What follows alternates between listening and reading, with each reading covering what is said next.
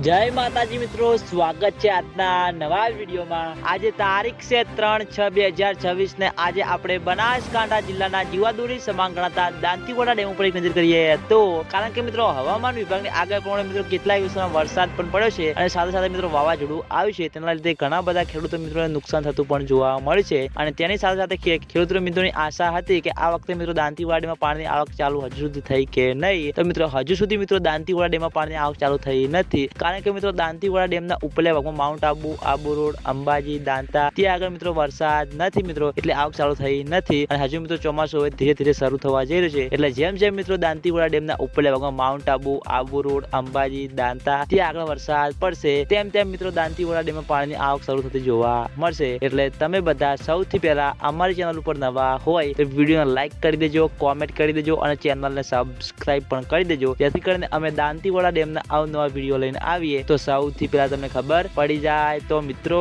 જય માતાજી।